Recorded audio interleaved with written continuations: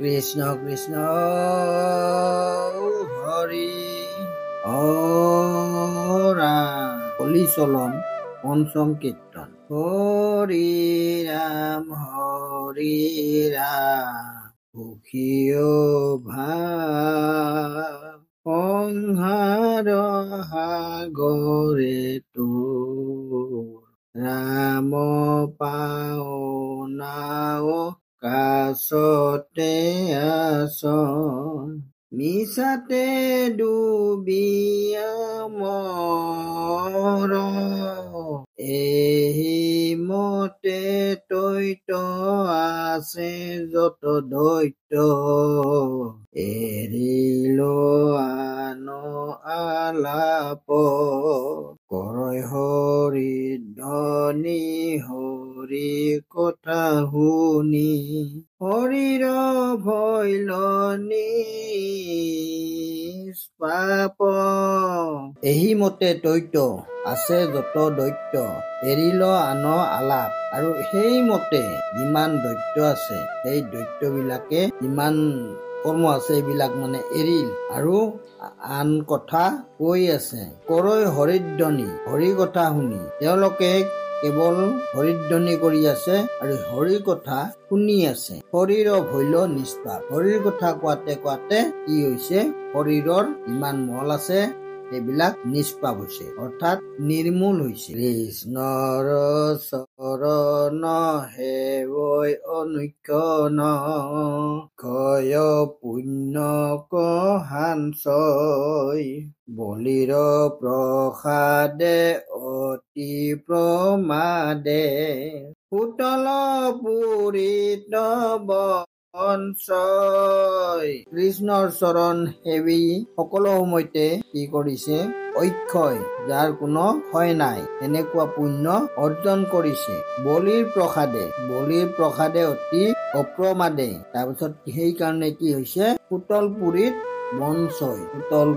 বলিক নিথব সিটো দৈত্যেশ্বৰে মাধৱত পৰে নিচিন্তিলা আন কাম শয়নে ভজনে হচিতে সপনে নেৰিলা হৰিৰ নাম সেইটো দৈত্যেশ্বৰে এই দৈত্যজনে কি কৰিছে মাধৱত পৰে নিচিন্তিল মানে আৰু আনক চিন্তা নকৰিলে পৰা বাদ দিছে শয়নে ভজনে কেৱল মাধৱকে ভজে মাধৱৰে নাম কীৰ্তন গায় তেওঁ আৰু অন্য নাম বিলাক নলয় কেৱল হৰিৰ কথাই কয় সুদীহ ভকতি ভাবে দৈত্যপতি কৰিলা কৰ্ম নিৰ্মূল সংসাৰ কতৰি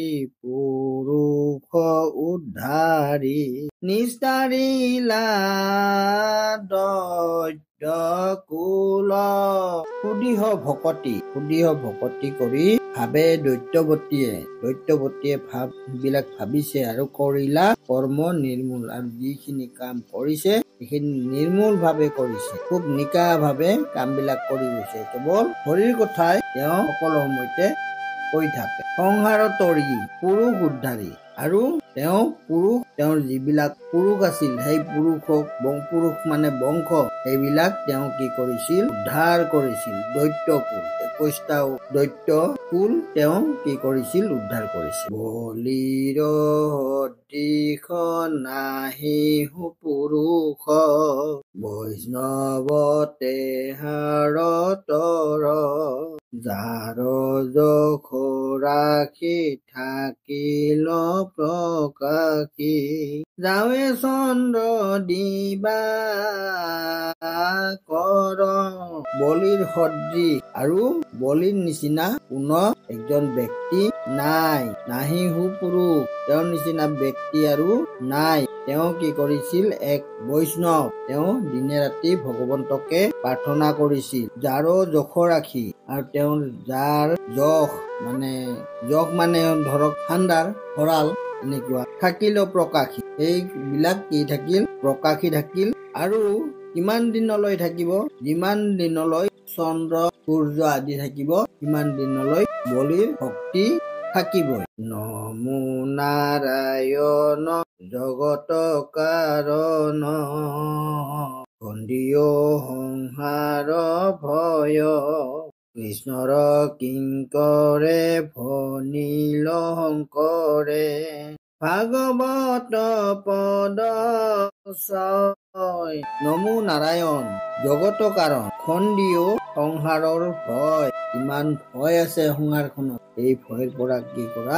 আঁতৰ কৰা। কৃষ্ণৰ কিংকৰ মই তোমাৰ কিংকৰ। ভনিল শংকৰে কৃষ্ণই শংকৰ ৰূপে জন্মগ্ৰহণ কৰিছিল আৰু তেওঁকে কৈছে ভনিল শংকৰে ভাগৱত পদ ছয়। আৰু এইখিনি কথা শংকৰে লিখিছে ভাগৱতখনত লিখিছে। এন অনুমানি কৃষ্ণৰ কাহিনী শুনিয়া হুয় সন্তোষ আন কাম এৰি সমস্যায়ে বেঢ়ি কৰিও কহৰি ঘোষ। হেন অনুমানী কৃষ্ণৰ কাহিনী শুনিয়া হুয় সন্তোষ। কৃষ্ণৰ কাহিনী বিলাক শুনিলে কি হয়? মন বিলাক ভাল লাগে, সন্তোষ লাগে, অমৃত খোৱা হেন লাগে।